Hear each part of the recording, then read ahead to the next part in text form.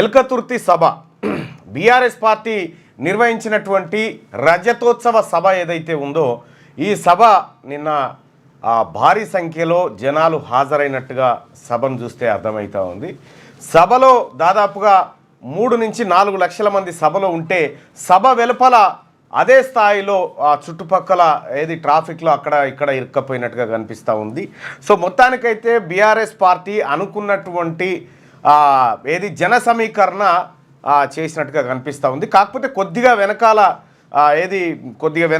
ఒక 5-6 బ్లాకులు కొద్దిగా ఏది జనాలు కనిపించలేదు. దానికి కారణాలు అనేకం ఉన్నాయి. ఎందుకంటే ట్రాఫిక్లో ఇరుక్కపోవడము, తర్వాత పోలీసుల నుంచి సహకారం లేకపోవడము, సో దూరము పెట్టడము, ఇదంతా రకరకాల ఇష్యూస్ తోటి అది కొంత అయిపోయింది. అయినప్పటికీ కూడా సభ నిండుదనాన్నే సంతరించుకుంది. అయితే ఈ సభ ద్వారా ఏం చెప్పాలనుకున్నది బీఆర్ఎస్ పార్టీ, కె చంద్రశేఖరరావు గారు ప్రతిపక్ష నాయకులు ఏం సమాచారం ఈ ప్రజలకు చేరవేయాలనుకున్నాడు అనేటువంటి అంశాలు మీరు ఎంటైర్ సభలో కేసీఆర్ కొన్ని పదాలను చాలా తెలివిగా, కొంతమందిని చాలా అలవోకగా ఏ విధంగా చేసుకుంటూ వచ్చింది అనేది సంపూర్ణంగా మాట్లాడుకునేటువంటి ప్రయత్నం చేద్దాం. నిన్నటి బీఆర్ఎస్ పార్టీ సభ సక్సెస్ అయిందని మీరు భావిస్తూ ఉన్నారా? అంటే జన సమీకరణ విషయంలో సరే టాపిక్ గురించి మాట్లాడుకుందాం. ఈ పోల్ ఒకసారి పెట్టుకుందాం. బీఆర్ఎస్ పార్టీ సభ సక్సెస్ అయిందని మీరు భావిస్తూ ఉన్నారా? ఒకసారి పోల్ పెట్టుకున్న తర్వాత మీ అభిప్రాయాన్ని కూడగట్టిన తర్వాత మిగతా అంశంలోకి వెళ్దాం.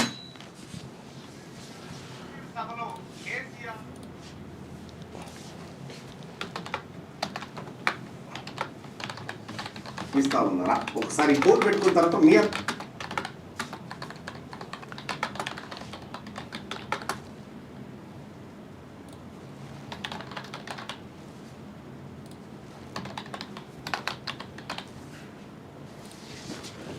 రైట్ మీ అభిప్రాయాన్ని తెలియజేయండి. ఈ సభ ఎల్కతుర్తి బీఆర్ఎస్ పార్టీ సభ సక్సెస్ అయిందా అనేటువంటి అయ్యింది అనుకునే వాళ్ళు ఇక్కడ, కాలేదు అనుకునే వాళ్ళు ఇక్కడ మీ అభిప్రాయాన్ని తెలియజేయండి. అయితే వాస్తవమైనటువంటి విషయాలను మనం ఒకసారి మాట్లాడుకున్నప్పుడు నిన్న కేసీఆర్ గారు మాట్లాడుతూ నా రక్తం సలసల మసులుతుంది, నా రక్తం మసులుతుంది, నా రక్తం కాగుతుంది అనేటువంటి మాటను ఆయన చెప్పడం జరిగింది.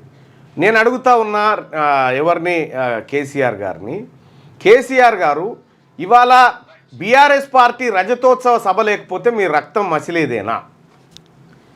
ఈ తెలంగాణ రాష్ట్రంలో కాంగ్రెస్ పార్టీ అధికారంలోకి వచ్చిన తర్వాత అన్ని వినాశనాలు జరుగుతూ ఉన్నాయి. కరెంట్ ఇస్తలేరు, చెరువులు నింపుతలేరు, నల్లా నీళ్ళు ఇస్తలేరు, ఆ తర్వాత ఇండ్లు ఇస్తలేరు, పెన్షన్లు పెంచలేదు, స్కూటీలు ఇవ్వలేదు, ఈ నిరుద్యోగ సమస్య అట్లాగే ఉంది. ఇటువంటి మాటలన్నీ మీరు చెప్పినారు. ఇన్ని సమస్యలు తెలంగాణ రాష్ట్రంలో ఉండగా మీరు ఫామ్ హౌస్లో ఉండడం సబబేనా అనేది మీరు ఒకసారి ఆత్మవిమర్శ చేసుకోండి. నిజంగా ఆ సమస్యలే కనుక అట్లా ఉంటే. నిన్న కేసీఆర్ సభ పెట్టిన తర్వాత ఆయన సభా ప్రాంగణానికి వచ్చిండు. వచ్చి ఆయన ఒక్కడే సభలో మాట్లాడడం జరిగింది. ఇక్కడ నేను ఒక మాట చెప్తా ఉన్నా, మీకు 25వ సంవత్సరం వార్షికోత్సవం రజతోత్సవం 25వ రజతోత్సవం జరిగింది కదా. ఈ 25వ రజతోత్సవం మొదటి రజతోత్సవానికి ఒకసారి పోదాం. కొండా లక్ష్మణ్ బాపూజీ బీఆర్ఎస్ పార్టీకి స్థావరం లేకపోతే తన ఇంటిని, జలదృశ్యంలో ఉన్నటువంటి తన ఇంటిని బీఆర్ఎస్ పార్టీ ఆఫీస్ కోసం ఇచ్చినటువంటి బీసీ బిడ్డ కొండా లక్ష్మణ్ బాపూజీ పేరు కానీ ఆయన ఆ రోజు ఇచ్చినటువంటి అవకాశాన్ని కానీ ఎక్కడ కూడా మీరు ఉచ్చరించలేదు. తెలంగాణ రాష్ట్రమే ఊపిరిగా బతికినటువంటి, ప్రత్యేక రాష్ట్రమే ఊపిరిగా బతికినటువంటి తెలంగాణ జాతిపిత ప్రొఫెసర్ జయశంకర్ సారు పేరును కూడా మీరు ఎక్కడ చర్చకు పెట్టలేదు.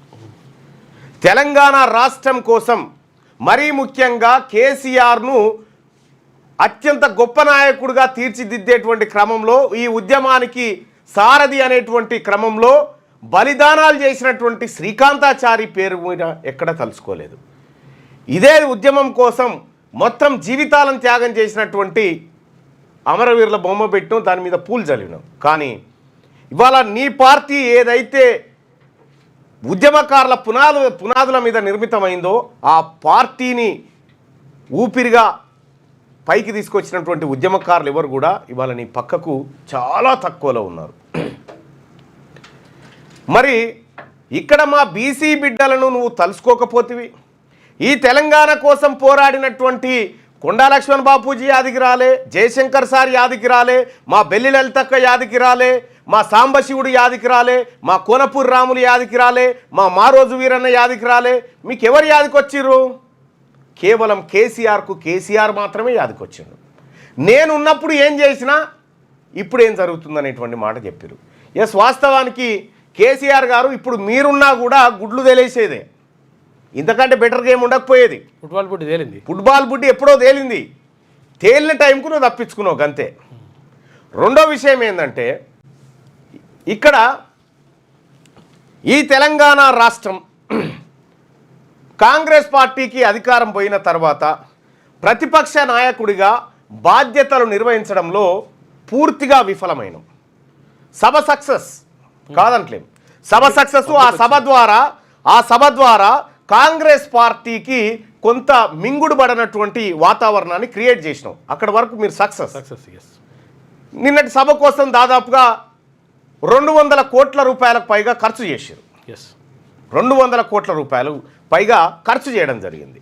సో ఆ ఖర్చు చేసినటువంటి 200 రూపాయలు ప్రజాక్షేత్రంలోకి పోవడం జరిగింది. పల్లెో బటానో ఏదో ఒక కార్యక్రమం అయితే నడిచింది.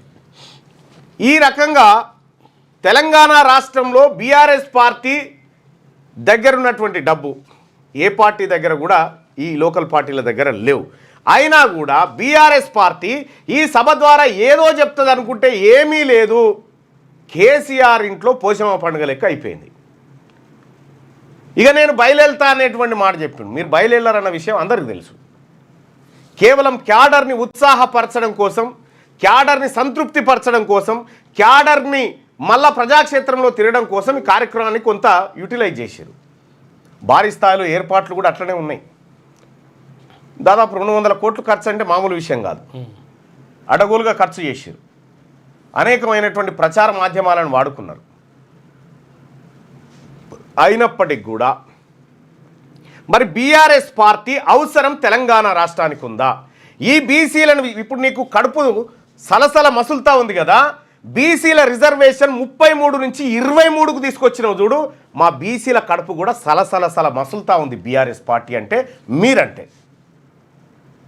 బీసీలకు అన్ని రంగాల్లో అన్యాయం చేసినటువంటి మీరు ఈడబ్ల్యూఎస్ రిజర్వేషన్కు జెండా ఊపి తెలంగాణ రాష్ట్రంలో 10% లేనటువంటి వాళ్లకు 10% రిజర్వేషన్ తీసుకొచ్చి బీసీ, ఎస్సీ, ఎస్టీ మైనారిటీల నోట్లో మన్నుగొట్టిన మిమ్మల్ని చూస్తే మా బీసీలకు, మా నిమ్న వర్గాల ప్రజలకు కడుపు సలసల మసులుతా ఉంది. నిజంగా వాస్తవానికి మీరు మాట్లాడినటువంటి మాటలకు మీరు ప్రతిపక్షంలో ఉన్నారు. నేను పూర్తి స్థాయిలో మేము ఇదేం మాట్లాడదలుచుకోలేదు, ఎందుకంటే ప్రతిపక్షంలో ఉన్నారు కాబట్టి. అధికార పక్షం గురించి నేను ఎక్కువే మాట్లాడాలి. కేసీఆర్ గారు మాట్లాడుతూ ఉంటే మాట్లాడినటువంటి మాటలకు కనీసం కౌంటర్ ఇవ్వడానికి కూడా ఈ మంత్రులకు అంత స్థాయి కూడా సరిపోలేదు. పరిస్థితి లేదు. ఈ కౌంటర్ గాంధీభవన్ గేట్లు దాటి బయటకు వచ్చే పరిస్థితి లేదు. అంటే ఈ మంత్రులకు అది సరిపోలే. ఇక రెండో విషయం ఏంటంటే, కేసీఆర్ గారి సభలో నిన్న రేవంత్ రెడ్డి అనే పేరు రాలే. అబ్జర్వ్ చేసిరా మీరు? అంటే రేవంత్ రెడ్డిని చాలా చిన్న మనిషిగా ట్రీట్ చేసిండు నిన్న కేసీఆర్. ఇది సహజంగానే రేవంత్ రెడ్డి గారికి కొద్దిగా జీర్ణంగా అన్నటువంటి అంశం. ముఖ్యమంత్రిగా నేను ముఖ్యమంత్రి అనేటువంటి విషయాన్ని ప్రతిపక్ష నాయకుడే గుర్తిస్తలేడు అనేటువంటి ఒక భావన కలిగింది. అంతో ఇంతో పేరు తీసిండంటే బట్టి విక్రమార్క పేరు తీసిండు తప్ప రేవంత్ రెడ్డి పేరు కానీ ఒక్క మంత్రి పేరు కానీ ఆయన ఉచ్చరించలే. పైగా ఏఐసిసి నాయకులను, రాహుల్ గాంధీ గారిని, సోనియా గాంధీ గారిని, ప్రియాంక గాంధీ గారిని వాళ్ళని విమర్శించడు తప్ప ఈ రేవంత్ రెడ్డి గారిని అసలు పట్టించుకోలే. ఈ సహజంగానే రేవంత్ రెడ్డి గారు ఎక్స్పెక్ట్ చేసి ఉంటాడు చాలాసార్లు, ప్రతిపక్ష నాయకుడు నా గురించి మాట్లాడితే బాగుండు అని చెప్పి. కానీ ప్రతిపక్ష నాయకుడు ఎన్నడూ కూడా ఈయన గురించి టాపిక్ తీసుకురాలే. ఈయనని ఇట్లా ఏది గంజిలో ఈగలాగా తీసి అవతల పారేసాను. ఇక ఈ సభ గురించి మాట్లాడాల్సినటువంటి మంత్రులకు అది సరిపోతలేదు. ఆ స్థాయిలో సబ్జెక్టు కూడా వీళ్ళ దగ్గర లేదు. వాస్తవానికి కేసీఆర్ గారు తన పునాదులను ఎట్లయితే మర్చిపోయిండో, రేవంత్ రెడ్డి గారు అధికారంలోకి రావడానికి వచ్చినటువంటి ఏది పునాదులు ఏవైతే ఉన్నాయో వాటిని మర్చిపోయి ఈయన యాక్ట్ చేసాడు. కాబట్టి ఇద్దరికీ పెద్దగా తేడా ఏం లేదు. కాకపోతే ఇప్పుడు వచ్చిన బాధ ఏంటంటే ఇంత పెద్ద సభ పెడితే కనీసం నా పేరన్న మాట్లాడా అనేటువంటి బాధలో రేవంత్ రెడ్డి గారు ఖచ్చితంగా ఉంటారు. ఎందుకంటే ముఖ్యమంత్రి గారి గురించి, ముఖ్యమంత్రి పాలసీల గురించి మాట్లాడితే అది కొద్దిగా చర్చ అయ్యేది. కానీ ఇప్పుడు రేవంత్ రెడ్డి గారు ఏమని ప్రెస్ మీట్ పెట్టాలి? ఇప్పుడు పెట్టడానికి ఛాన్స్ కూడా లేదు. రేవంత్ రెడ్డి గారు ఇప్పుడు మాట్లాడితే రేవంత్ రెడ్డి గారు పరమైపోతుంది. ప్రభుత్వాన్ని అన్న దాని మీద మాట పెట్టాలి, ప్రభుత్వాన్ని అన్న దాని మీద పెట్టాలి. కానీ ఇప్పుడు రేవంత్ రెడ్డి గారి దమ్ము కూడా సరిపోదు ఈ కౌంటర్కి. ఎందుకంటే ఆయన పాలక పక్షంలో, ప్రతిపక్షంలో ఉన్నప్పుడు కొంతవరకు ఆ వేడి సరిపోయేది. కానీ ఇప్పుడు పాలక పక్షంలో ఉన్నాడు కాబట్టి అంతా మూసుకోవాల్సినటువంటి పరిస్థితి. ఎస్, బీఆర్ఎస్ పార్టీ సభ, ఆ సభకు పర్మిషన్ల విషయం కాడి నుంచి మొదలు పెడితే చివరి క్షణం వరకు కొంత ప్రయత్నాలు అయితే ప్రభుత్వ పక్షం నుంచి చేశారు. బీఆర్ఎస్ పార్టీని, కేసీఆర్ పరిపాలనను, అందులో జరిగినటువంటి లోపాలను ఎత్తి చూపడానికి ఎన్డీఎస్ఏ నివేదికను ఆగమేఘాల మీద పత్రికలకు ఎక్కించారు. నిన్నటికి నిన్న కాళేశ్వరంలో జరిగినటువంటి అవినీతి అంటూ ఈఎన్సీ హరిరామ్ నాయక్ను ఏసీబీ అరెస్ట్ చేసి లోపలికి పోయి ఈ కార్యక్రమాలన్నీ ఏంటంటే ఆ సభను కొద్దిగా చిన్నగా చూపించి చేయాలనేటువంటి కార్యక్రమం చేశారు. కానీ విషయం ఏంటంటే కేసీఆర్ గారు ఆయన ఇంట్లో పోషమ్మ పండుగ చేసుకుంటే ఆ పోషమ్మ పండుగ మమ్మల్ని పిలవలేదు, మా గురించి మాట్లాడలేదు అనేటువంటి పరిస్థితి ఉంది. వాస్తవానికి కేసీఆర్కు కౌంటర్ ఇచ్చే సత్తా, కౌంటర్గా మాట్లాడేటువంటి దమ్ము ఇప్పుడున్నటువంటి అసలు వీళ్ళని మంత్రులుగా కూడా చూస్తలేడు ఆయన. విషయం ఏంటంటే వీళ్ళని మంత్రులుగా చూస్తలేడు, ఆయన ముఖ్యమంత్రిగా చూస్తలేడు. ఈ రకంగా వాళ్ళది ఉంది. ఇక కాంగ్రెస్ పార్టీ రకరకాల ప్రయత్నాలు చేస్తూ ఉంటే నిన్న మొన్న మీరు చూసిరు ఒక ఫోటో, నేను కూడా స్టేటస్ పెట్టిన ఫోటో. రాహుల్ గాంధీ గారు హైదరాబాద్కు వస్తే రేవంత్ రెడ్డి గారి పరిస్థితి ఎంత ఘోరాతి ఘోరమైనటువంటి పరిస్థితి ఉందంటే అసలు ఈ రేవంత్ రెడ్డి గారిని ఈయన మొత్తమే పట్టించుకున్నట్టుగా ఈయన ఎంత నవ్వుతూ ఎంత ప్రయత్నం చేసినా రాహుల్ గాంధీ గారి నుంచి ఉలుకు పలుకు లేకుండా పోయింది. సో అట్లా ఇగో రేవంత్ రెడ్డి గారు వెల్కమ్ సార్ అంటే రాహుల్ గాంధీ గారు మంచిది అన్నట్టు అసలు ఏమాత్రం చలనం లేకుండా ఆయన నవ్వును, ఆయన వ్యవహారాన్ని ఏది పట్టించుకోకుండా, సో ఏదో తేడానైతే స్పష్టంగా కనిపించింది.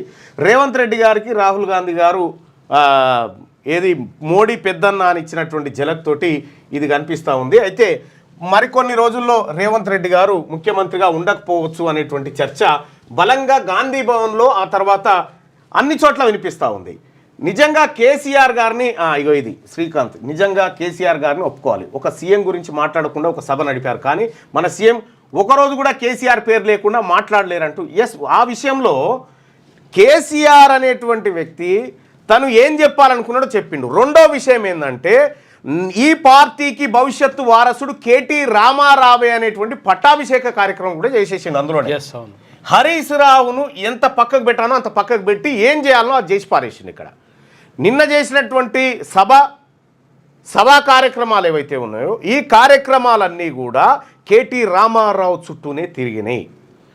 నిన్న స్క్రీన్లో కానీ పోస్టర్లో కానీ ఎక్కడ చూసినా కేటీ రామారావు అండ్ కేసీఆర్ ఫోటోలు తప్ప ఇంకో ఫోటో లేదు, ఇంకో చర్చనే రాలే అక్కడికి. సో ఓ రకంగా చెప్పాలంటే ప్రస్తుతం ఉన్నటువంటి వాతావరణ పరిస్థితుల్లో రాజకీయ పార్టీల ఇంకా బీసీల రాజకీయాలు తెర మీదకి రాలేదు కాబట్టి ప్రస్తుతం ఉన్నటువంటి రాజకీయ వాతావరణంలో బీఆర్ఎస్ పార్టీ కొంత పైచేయిగా కనిపిస్తూ ఉంది. ఇప్పటికిప్పుడు ఎన్నికలు, లోకల్ బాడీ ఎన్నికలు నిర్వహిస్తే కాంగ్రెస్ పార్టీ బొక్కబోర్లా పడేటువంటి పరిస్థితి అయితే ఉంది.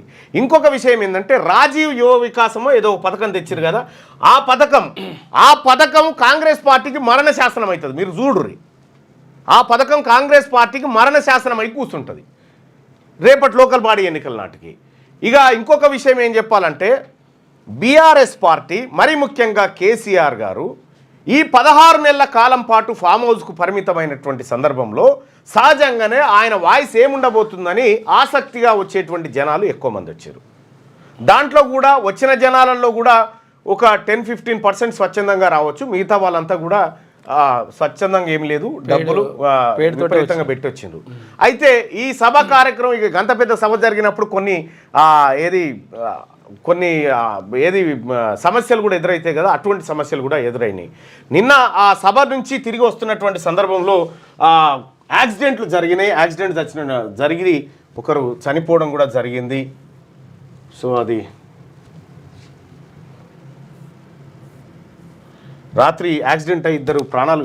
దయచేసి 18 సంవత్సరాల పైన ఉన్న వాళ్ళు మాత్రమే ఈ వీడియోని చూడండి. ఇందులో కొన్ని బూతులు మాట్లాడడం జరిగింది. వాళ్ళు ఆ బూతులను దయచేసి ఇష్టపడని వారు వినవద్దు, ఎందుకంటే ఇప్పుడు నేను సెన్సార్ చేసేటువంటి పరిస్థితిలో లేదు. కర్ణాటకలో నుంచి అక్కడి నుంచి మొత్తం బండ్లు తీసుకొచ్చి నీ సంపి పారదేంగడు ఇద్దరు నీ లాంజోడుకు ఆడు గోదలు చచ్చిపోతున్నాయి. ఇది నీ చచ్చిపోయారు ఇద్దరు, నీ ఇద్దరు వచ్చి స్మార్ట్. నిన్న సభ కాడ జరిగినటువంటి సభ అయిపోయిన తర్వాత జరిగినటువంటి పరిణామాలు చాలా చాలా క్రూరంగా కనిపించినాయి. అయితే సభ కోసం అనేక రకాల వాహనాలను, అనేక రకాల ప్రైవేట్ ట్రావెల్స్ను, ఆర్టీసీని, అన్ని రకాల వాహనాలను నిన్న వినియోగించడం జరిగింది. అయితే సభ విషయంలో, సభ జన సమీకరణ విషయంలో పార్టీ సక్సెస్ అయినప్పటికీ కూడా సో ఈ ప్రజలకు బలమైనటువంటి సంకేతాన్ని ఇచ్చినట్టుగా కనిపించలేదు. మీ పిల్లలు ఐఐటి ఎంసెట్ లాంటి కాంపిటేటివ్ ఎగ్జామ్స్ కి ప్రిపేర్ అవుతున్నారా? జాబ్స్ కోసం చేసే ప్రయత్నంలో విఫలమవుతున్నారా? ఇంగ్లీష్ పై పట్టు సాధించలేక పోటీ ప్రపంచంలో వెనుకబడుతున్నారా? స్టేట్ సిలబస్ అయినా, సెంట్రల్ సిలబస్ అయినా అన్ని సబ్జెక్టులు ఇప్పుడు ఒక్క క్లిక్ లో. షేక్ స్పైకర్ ఇప్పటి వరకు ఎవరు తయారు చేయలేని విధంగా రూపొందించబడిన సరికొత్త యాప్. ఇప్పుడే షేక్ స్పైకర్ యాప్ ని ప్లే స్టోర్ నుండి డౌన్లోడ్ చేసుకోండి. కేవలం 1000 రూపాయలకే 7 ఏళ్ల పాటు సబ్స్క్రిప్షన్ పొందండి.